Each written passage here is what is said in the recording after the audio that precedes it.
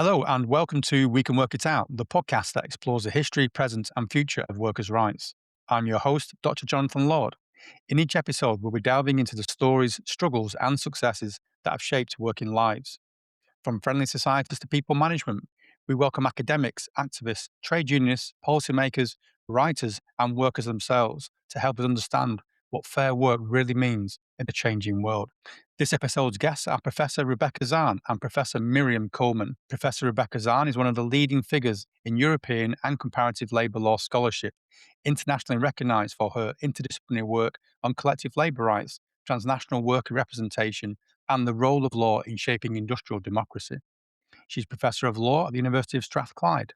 Her research sits at the intersection of legal doctrine, sociology of law, and industrial relations, with a sustained focus on how national and supranational legal systems mediate power between employers, workers, and the state. Professor Miriam Kullmann is a distinguished scholar in the fields of labour law, European law, and social policy.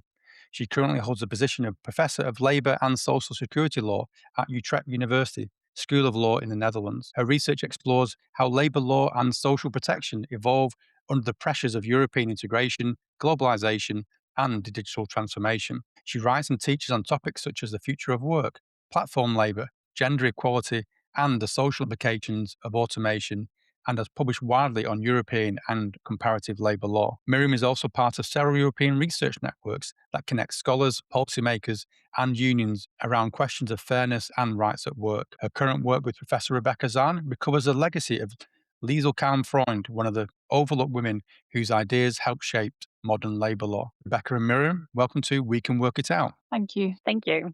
Can we start off by talking about yourselves and how you became leading labour law scholars? We'll start off with you, Rebecca, if that's okay. Yes, thank you. I suppose I've always had an interest in the world of work and how it is regulated, plays a huge part in people's lives, and it's important that it is well regulated. So I first came into contact with labour law during my undergraduate degree. The subject at the time was taught by Douglas Brody, who has, I believe, also recorded a podcast with you. And I found the subject matter fascinating, particularly the industrial relations side of things, where law, at least in the UK, intersects with lots of other disciplines. So I then went on after my undergraduate degree to do a master's degree in human rights, and I wrote a PhD thesis on British and German trade union responses to increased migration following the 2004 and 2007 European Union enlargements. And that really cemented my interest in labour law, but also in interdisciplinary research into labour law. And I've pursued that kind of interdisciplinary research ever since. For the last 10 years or so, I've focused increasingly on labour law history, using various historical methods in order to gain a better understanding of labour law's development. And I guess that's how I ended up here today. Okay, good stuff. You had a good academic mentor with I Douglas. did indeed. Yeah. Miriam, can you introduce yourself, please? Yes, of course. It's pretty much what Rebecca said, that labor law is where law meets real life, right? It's about human beings earning a living, how power operates in the workplace, the relationships, the hierarchies, and how law tries, at least, to correct these inequalities at the workplace. So looking from that kind of angle, I became more interested in studying all these kinds of labor law issues and the role of labor law actually in society.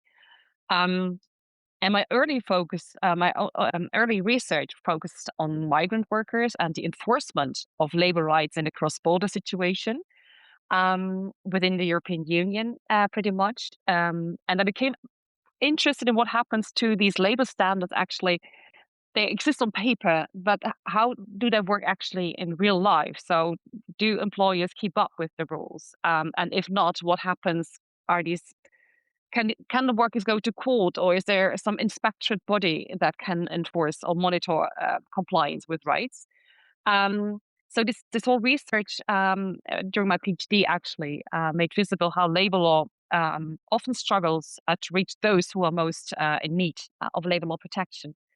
And this kind of reinforced my interest in marginalized groups of workers, platform workers, temporary agency workers, and also the broader questions of legal institutions, basically, and how they can address structural inequalities, but also how they create structural inequalities. So this is a bit of why I think labor law kind of intrigued or got my interest. Okay, thanks for that. You both do stellar work in terms of labor law, its history, and its present as well. And it's it's really interesting to find some of the work you've done is still very, very relevant today, even though you both look at the kind of history of it as well.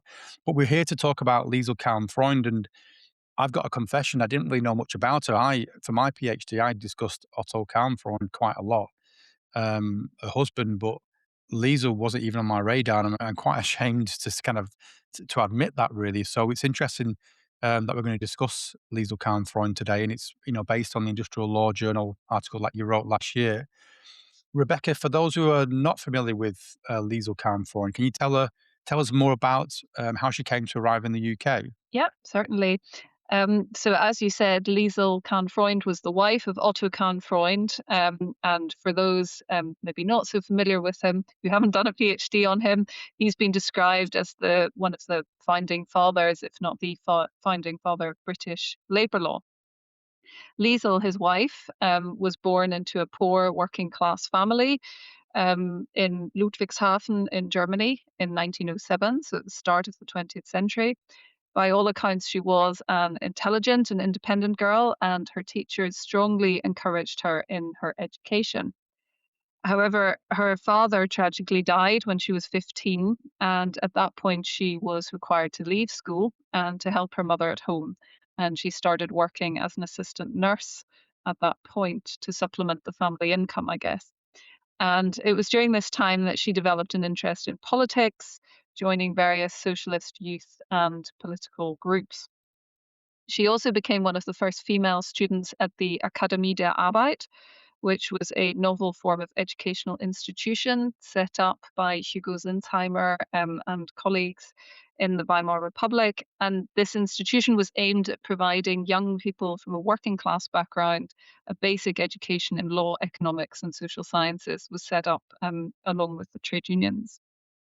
So Liesel attended some lectures there. And in 1924, she passed an exam for gifted students who were lacking the formal school leaving certificate.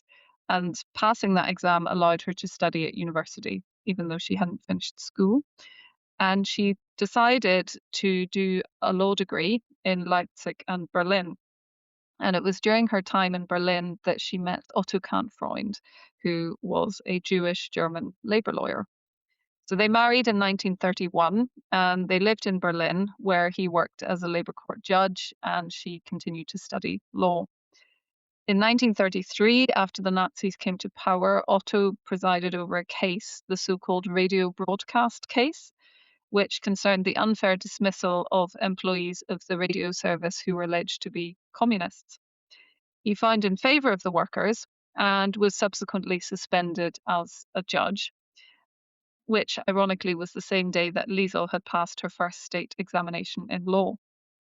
She postponed the start of her legal traineeship so that she and Otto could travel to England in June 1933, ostensibly to explore the possibility of immigration. But actually, while they were in England, their house in Berlin was raided by the authorities in Germany. And the Kahn Freunds didn't end up returning to Germany. They remained in England, where they built up a new life. Eventually, they were stripped of their German citizenship in 1939 and were naturalized as British citizens in 1940.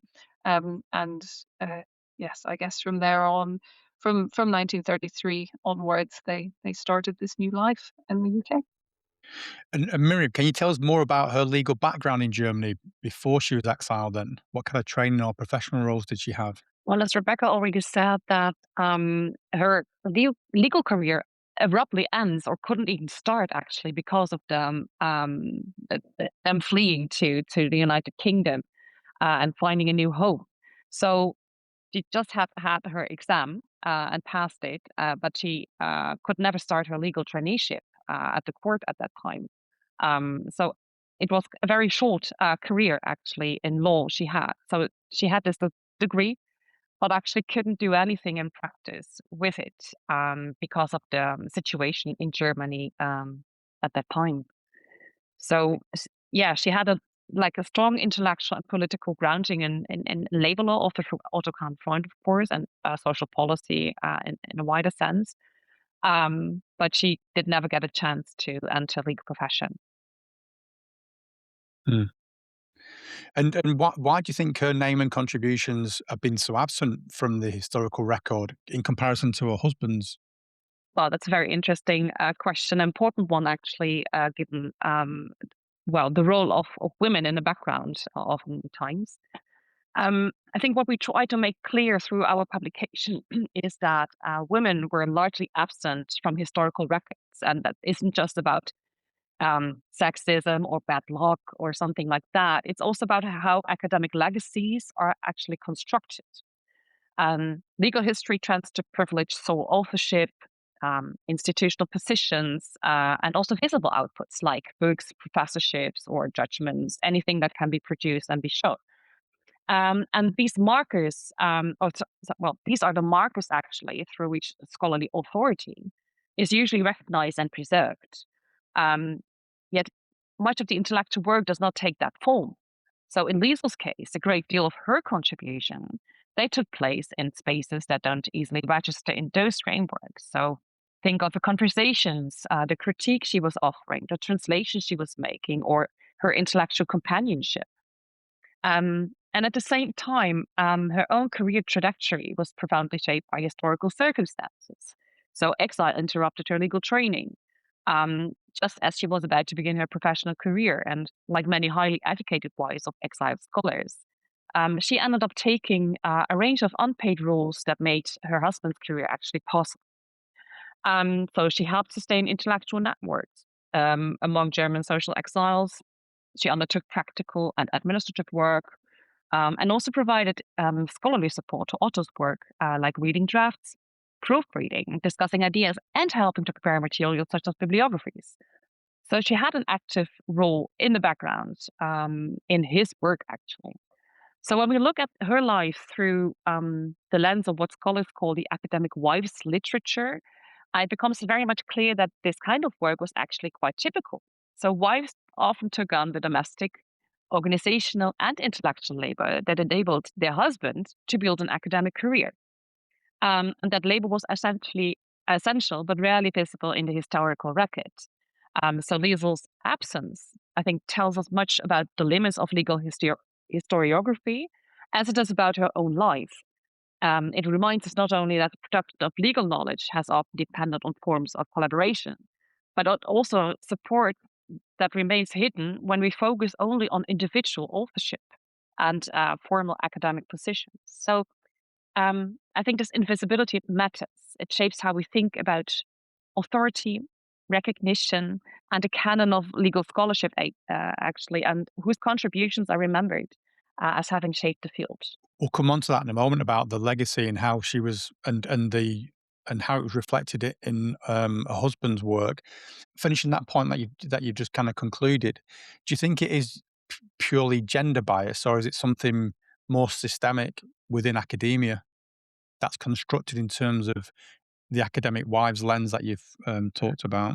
For a large part, it is, yes, it's gendered, but um, but it's also visible in today's academic world, actually, that you need to have at least a partner that kind of supports your academic career, and that can go both ways, right? But it in essence is gender, yes. Moving on to Otto Kahn Freund's writings, then, you know, he is presented as I think you mentioned the doyen of British labour law scholarship in your article, but he did actually acknowledge Liesel within or influence in his work. How do we see Liesel's ideas, editing, or conceptual work reflected in his published scholarship then? Yeah, so I think that question maybe overstates it a little bit. I mean, Liesel, as I think we show in the article, and as Miriam has just described, wasn't a legal scholar in her own right. So it wasn't, you have a lot of examples in the literature where maybe both individuals were working in scholarly activities, but he ended up getting the credit for both of their work. So I don't think she was a scholar in her own right in that sense. Rather, I think um, where you can see her influence is much more, or the way in which to think about her influence is if you use this historical and sociological studies literature on academic wives, you can start to understand or unpick how she was an indispensable facilitator of his career. So, as Miriam has already explained, she provided scholarly and intellectual support. She typed up his judgments. At the Labour Court, she undertook secretarial and other administrative roles. She also seems to have been a critical friend. You know, they would sit around and bounce ideas of each other, and she would be able to, I guess, influence his work in that sense. So rather than influencing conceptually, or at least there's no evidence for that, you know, she would be the critical friend, the person who would help you to refine your ideas. She did proofreading, she edited his work. She also, I guess, was instrumental in preserving his legacy afterwards. She provided support to scholars after he died in 1979, who were editing his work in order to preserve his legacy, and she provided support in that way. You know, she outlived him by 30 years, and I think she was a staunch supporter of preserving his legacy. So I don't think we can say that her ideas or conceptual work are reflected in his scholarship, although, I mean, we don't know that. Maybe they are, maybe they're not, but there's no kind of evidence for that. But rather that her unpaid labour facilitated his work. She allowed him to be as productive as he was. She helped with the networking, she helped with the proofreading and the editing. So that's not to detract from the quality of his work or his academic genius, but more to say that she was a facilitator of him being as productive as he was. This might be a difficult question to answer because you're kind of hypothesizing, but do you think he would have been as good as he was or is? Because I think he's still as relevant now than he probably ever has been, or just as much as he was at the time of his writing. Do you think he would have been as good as he was and is without the support of Liesel? I think that's an impossible question to answer. I suppose if all of us didn't have to spend, I mean, if you have children or if you have a partner, if you have care responsibilities, but even if you had research assistants, um, if you had proper administrative support in a university context, all of that helps you to be more productive. And so I think in that sense, she was essential in facilitating his productivity. Maybe. Mm. And was she involved in what's been termed the kind of exiled legal networks in the 1930s and 40s? Was she involved in any of that? Yes, she was actually. She was part of the wider, what we call, immigrant legal and political community already in Berlin, uh, and particularly among the German socialist exiles who had fled the Nazi regime. But London actually became an important hub for these networks in the 1930s and the 1940s, where exiled lawyers, academics, and political activists tried to not only to support one another, but also to think about the future of Germany and the reconstruction of democratic institutions. And these networks also depend heavily on unpaid, often feminized labor. So they had to organize meetings, host gatherings, maintaining correspondence, translating documents, and also sustaining social and professional contacts. So our article, I think, highlights how crucial this kind of work was and how systemically it has been overlooked in historical accounts. So Liesel's contribution was not peripheral. We think that it was infrastructural in the sense that it helped sustain the networks that allowed these intellectual and political exchanges to take place. And she and Otto were involved in practical forms of support as well for refugees. So they helped people escape Germany, providing sponsorship for visas, helping newly arrived exiles to find employment, and offering administrative support within exile organizations. And Liesel herself was recommended, for instance, as secretary to a tribunal set up to review the internment of German refugees during the war.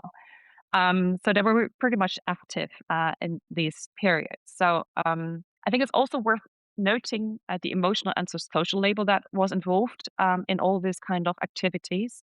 Um, because you can imagine that many refugees carried trauma and uncertainty about their future. And these exile communities depended on people who could maintain social cohesion and stability. And in that sense, Liesel's role, I think, included translating not only the language, so the practical things, day-to-day things, but also cultural and intellectual norms, and also to help bridge the gap between the immigrant community and also the British society and legal discourse, which were extremely different from what they were used to when they came from Germany. So yes. And how did living and working in Britain shape the Kahn Freud's understanding of what you've talked about in terms of law, work, and democracy? Then, because you kind of mentioned it in the article about exile forces intellectual adaptation. So, how did that enforced movement and living and working in Britain shape their understanding of things? Yeah, so I think you're absolutely right about intellectual adaptation. I think you can see this as a gradual process, and I guess I can only really comment on Otto Kahn Freund here because we know how his views, um, how his views developed over the course of his lifetime. So I think initially throughout the late 1930s and early 1940s, so during the war and the pre-war period, I think Otto Kahn Freund was really preoccupied with the question of the future German labor law. So rather than thinking about UK labor law, he was thinking about what a future German labor law would look like. There's a lot of evidence of correspondence between him and exiled German socialists and trade unionists about the topic at the time. In that correspondence, he cautions German trade unions against repeating the mistakes of the past. So to build a German labor law that would ensure that there is, a strong trade union movement that is able to ensure the rights of workers at work. And at this time, he was also involved in several publications about a future German labour law. It was only really after the war that Otto Kahn Freund began to engage in debates on British labour law. It's well recognised in the secondary literature, in the British secondary literature on Otto Kahn Freund, that his work on British labour law has, at least to an extent, its origins in the critical and theoretical labour law of Weimar Germany, and you can see evidences of that. So that's not to say, though, that he transposed German legal concepts to the UK, but that these early influences shaped his understanding and also his admiration of the British industrial relations system and his eventual analysis of British industrial relations as characterized by collective laissez-faire, which he defined as meaning, and I will quote from him if I may, um, allowing free play to the collective forces of society and to limit the intervention of the law to those marginal areas in which the disparity of these forces, those of organized labor and management, is so great as to prevent the successful operation of the negotiating machinery.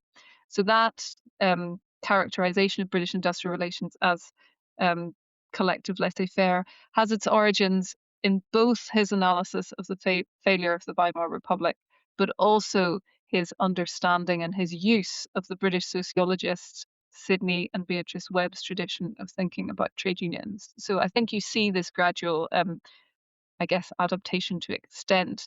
So there's a letter that he wrote in 1949 where he says, and I'll quote from that letter from Otto Kahn Freund, "I have a clear conscience as far as Fabian socialism is concerned, to which I now more or less belong." So you see over this initial period um, of exile and coming to terms with moving to the UK and living in the UK, this gradual intellectual change or shift in thinking.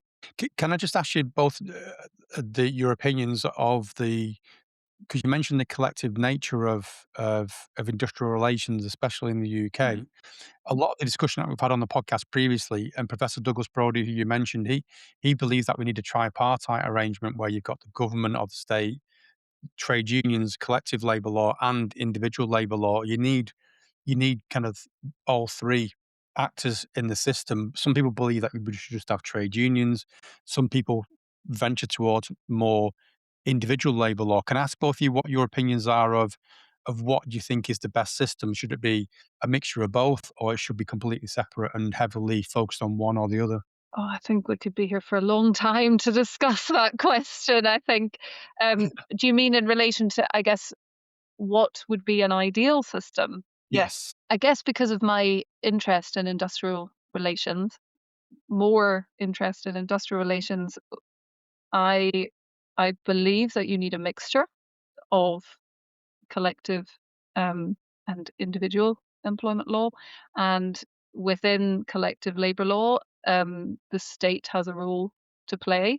The discussion then to be had is how much of a role state should play, and also how much and what form that role should take. And I guess depending on the context in which you're talking, whether that is at the workplace or within strategic decision making, so at the shop floor level within strategic decision making at the workplace, or influencing, I guess, at the higher level of government policy, there are different considerations to be had. Yes, so I would err towards the side of tripartism in different forms, I think.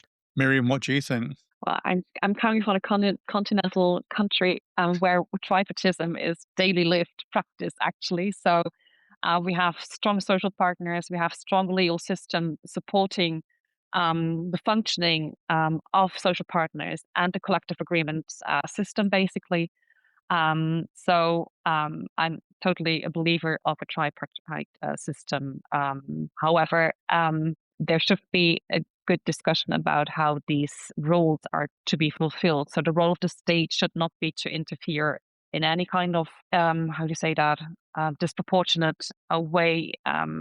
So the trade unions and workers, employees representatives should have their own legal arena within which they can do their work, and it's good that they do the work, and the law should support it.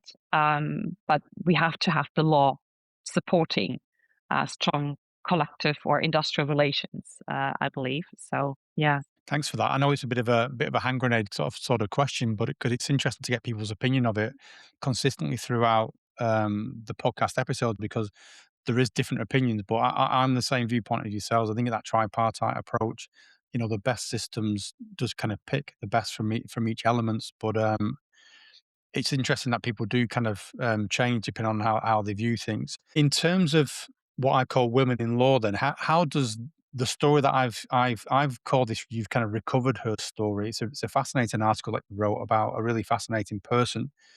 How does it recover the story and challenge our broader understanding then of who counts as a legal scholar, or who contributes to labour law? Yeah, so I think revisiting her role or finding out more about her role really helps us in two different ways as labour law scholars. So first of all, it provides us with a fresh perspective on labour law's historical origins.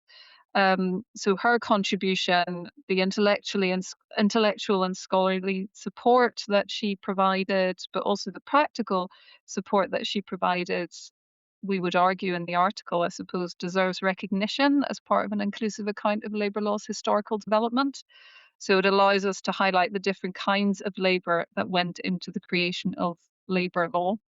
And that really helps us to provide a richer context and understanding of the law's development. And I think that in and of itself is important. That is what historians of women's work have done. And I think it is important to understand what labour goes into writing or creating labour law. But the other reason, so that's quite a broad reason, but the other reason is that this focus on this hidden social and unpaid labour that contributed, and in many cases still contributes to an academic career, encourage us to recognise the value of unpaid work within labour law. So work within the legal academy, like work in the labour market more broadly, continues to be constructed around this division of labour between social reproduction and production, and it still fails to adequately recognise the many hidden labours that support an academic career and support many careers in many different sectors. So these multiple burdens, whether that is emotional and social labour or practical scholarly support, or even the things that are not so practically or supportive, but are just the many things that you do in an academic career but that don't get recognition. A lot of these multiple burdens will affect productivity, will limit opportunities for networking and international mobility, and will minimize the uninterrupted time and space that is needed to concentrate on research. And so recovering Liesel's story and others like her really challenges us to recognize the value of domestic work and more broadly other forms of scholarly support as forming part of labour law proper. So I think there are a number of different reasons why it's helpful. Does this reflect a wider pattern than in legal history? You mentioned Liesel, you've intimated there are other people like Liesel that have been kind of erased, if you like. Is that a wider pattern in legal history? Yes, actually, like Liesel is just one example of many, and her erasure very much reflects a wider pattern, unfortunately. So, what we did in our article, basically, and Rebecca already mentioned some of the highlights, but what we tried to also describe was the phenomenon of the academic wife. So, this was a whole kind of role women fulfilled at these times, and sometimes they still do. And this academic wife and the role of the academic wife is basically reflecting the women's intellectual and practical contributions Rebecca already referred to. And they were often absorbed into the reputations of their husbands or male collaborators if they had them at that time. So it was basically just the male part that was visible for the outside world. And legal history has traditionally been very slow in acknowledging the kind of work that went into this academic role. But it slowly started to recognize these kinds of contributions, partly because the discipline tends to focus on visible markers of authority, such as authorship. But when you only look at these visible markers and indicators, much of the collaborative and relational work stays behind a hidden wall, basically. So it disappears from view. So throughout the recent years, historians and also socio-legal scholars have increasingly tried to recover these hidden contributions and to integrate women more fully into the intellectual history. And looking into Liesel's life through that lens allows us to see not only the limitations placed on her own career, but also the extent to which she helped sustain the intellectual environment in which Otto Kahn Freund work developed. So recognizing these figures like Liesel, it's not just about like correcting an omission in the historical record. It also helps to understand more realistically how legal knowledge and academic fields have actually been produced and still are produced in this kind of dual approach we see. You mentioned the article, and it's a mixture of Otto Kahn Freund and Bill Wedderburn, I met him, Bill Wedderburn, just before he passed away. He was an immense figure and really salient on his opinions on certain things. But they talked about, and you mentioned it in the article, a normal behaviour of husband and wife or parents and children toward each other is beyond the law. As long as the family is healthy, the law comes in when things go wrong. I thought that was a really fantastic kind of statement to come out with. Where did that come from, and can you kind of elaborate on that just a little bit? Yeah, so I guess that statement just reflects that traditional division of labour between social reproduction and production. And so I guess historically, for various reasons linked to understandings of work and development of the law and the Industrial Revolution, and over the course of the 20th century, 19th and 20th century, you have this split then that labour law is interested in production. And so it is introduced in the work that is usually done outside the home, whereas everything that happens within the home is dealt with by family law, but not by labour law. And I think that is what they're trying to get at, that it's not, it's outside the scope of labour law. Do you think it should be, or is possible even to be in the scope of labour law? I mean, feminist scholars have been writing about this for the last 40 or 50 years, if not longer, from a labour law perspective as to how you might. And there have been various attempts to try to reimagine labour law to take into account unpaid labour that happens within the home. And there are certainly some very persuasive pieces out there about that. Can we move on to comparative and contemporary reflections then? You've both written about how Exile created a unique transnational exchange of ideas between Germany and British industrial relations, for example. What made that dialogue so transformative? So that's a really interesting question. Not sure I have a fully formed answer, But I think I would shy away or be cautious about using the word transformative, because that suggests that there was actual legal change as a result, a direct result of these exchanges. And I think that's really hard to prove. But I think it's certainly not an exaggeration to say that there was a broad circulation of ideas during particular periods between German and British trade unionists. And I guess in this particular context, during the particular period of exile during World War II. But I think those exchanges took place within the context of there having already been exchanges before the war and these continuing after the war, just in different circumstances. So, why was there this broad circulation of ideas between German and British trade unionists during the war?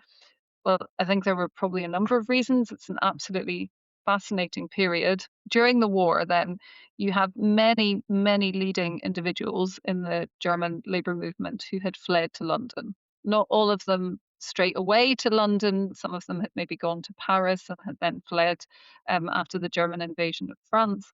But you have many leading individuals who congregated in London at this particular period in time. And so it really became a hotbed of intellectual and political activity in quite a small geographical area during an intense period. Many of these individuals, and this is maybe sometimes overlooked or ignored, I think knew each other or knew of each other before the war through, for example, the international trade union movement. So it wasn't that they were trying to get to know each other. It was all of a sudden they were all in the same place at the same time. And the British trade union movement, I think, also was supportive of many of these exiles and should get credit for that and of facilitating this broader circulation of ideas in London at the time. The final consideration, maybe, which explains why there has been this transnational exchange of ideas, is really that I think German and British trade union and political leaders have often historically looked to each other for reformist inspiration. I think there's just a general recognition that both countries were nations of comparable size and interests, and so they merited their respective attention in terms of social and industrial legislation. And I think that I would say that that maybe explains some of it. If we think about today's challenges then, gender inequality in academia, for example, we wrote an article last year about the motherhood penalty. And we know that through literature, we found out, there's still a lot of gender inequality, especially in academia. So in terms of the challenges around gender inequality, migration of scholars, possibly under political pressure, what parallels can we draw from Liesel's experience today then? There's striking parallels with contemporary academia. So Liesel's experience highlights issues that we still see today, such as persistent gender divisions in labor, the precarious position of migrant scholars, and the systemic undervaluation of care, support, and relational work within academic life. And one parallel concern concerns the position of the scholars who move across borders under political pressure or difficult circumstances. So exile forced the Kahn Freunds to rebuild their lives and careers in a completely new environment. And while Otto was eventually able to reestablish an academic career, Liesel's own professional trajectory was effectively interrupted. So we still see similar dynamics today where displaced scholars or scholars who migrate under pressure often face significant structural barriers in continuing their careers. Another parallel relates to gender and academic labor. So Liesel's story illustrates how women's intellectual and organizational contributions have often remained invisible because they take forms that are not easily recognized within traditional academic metrics, things like intellectual exchange, editorial support, networking, but also sustaining scholarly communities. And many of these dynamics still exist today, where mentoring, collegial work, and institutional service are essential to the functioning of academia, but often receive limited or no recognition at all. So Liesel's experience resonates strongly with current debates about visibility, recognition, and academic labor. And it reminds us basically that academic work has always depended on forms of collaboration and support that are not always visible in publications or formal positions. And recognizing that helps us to think more critically about how academic contributions are valued and remembered. In terms of Liesel's story then, what does it mean for the field of labour law and for feminist legal scholarship more broadly to reinsert somebody like Liesel into the narrative, into the story, it's obviously very, very important. What's been the reaction to maybe your journal article and for your own journey in terms of finding more out about academic wise in this circumstances?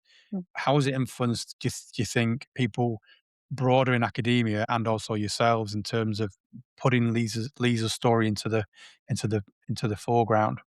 Well, I think that reinserting Liesel Kahn Freund's life into the labor law's history doesn't correct an omission. It changes the story we tell about how the field developed.